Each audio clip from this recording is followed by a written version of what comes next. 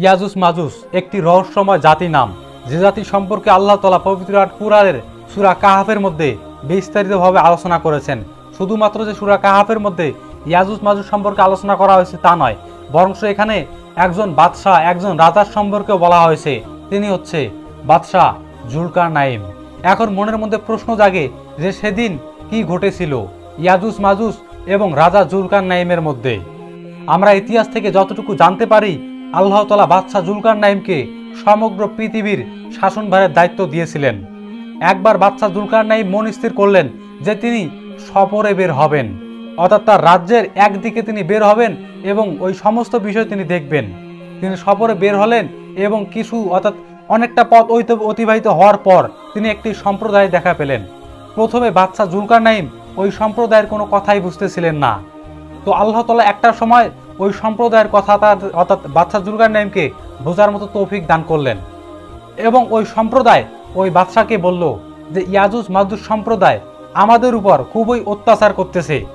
হে বাদশাহ, আপনি এই ইয়াজুজ মাজুজ জাতি এবং আমাদের মধ্যে একটি বাঁধ নির্মাণ করেন, এর বিনিময়ে আমরা আপনাকে কর প্রদান করি। তখন বাদশাহ জুলকারনাইন বলে উঠলেন, আপনাদেরকে কিছুই দিতে হবে না। বাদশাহ জুলকারনাইন ইয়াজুজ মাজুজ জাতি এবং ওই সম্প্রদায়ের মধ্যে একটি বাঁধ নির্মাণ করলেন এবং বললেন, আমার রবের ওয়াদা সত্য, যখন আমার রবের আদেশ হবে, আমার রবের আদেশ মোতাবেক এই ইয়াজুজ মাজুজ জাতি আবার এই দেওয়াল টপকে পৃথিবীতে বেরিয়ে আসবে।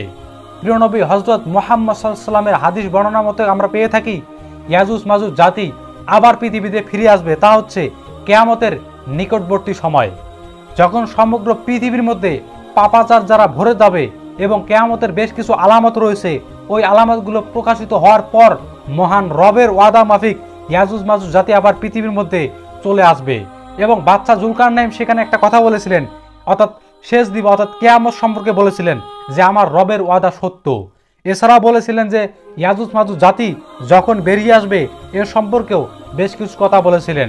এখন চলুন প্রিয় দর্শক, একটু ইয়াজুজ মাজুজ জাতি সম্পর্কে একটু জেনে রাখি তার সংক্ষেপে। ইয়াজুজ মাজুজ জাতি তারা দলে দলে বেরিয়ে আসবে এবং তারা যে দিক দিয়ে যাবে ওই দিকে সমস্ত পানি, খাল, বিল সবকিছুই তারা খেয়ে শেষ করে ফেলবে এবং একটা সময় পৃথিবীর মানুষ এই ইয়াজুজ মাজুজ জাতির জন্য অর্থাৎ অনেক অত্যাচার এবং নিপীড়নের কারণে ব্যাপকভাবে ক্ষতিগ্রস্ত হবে।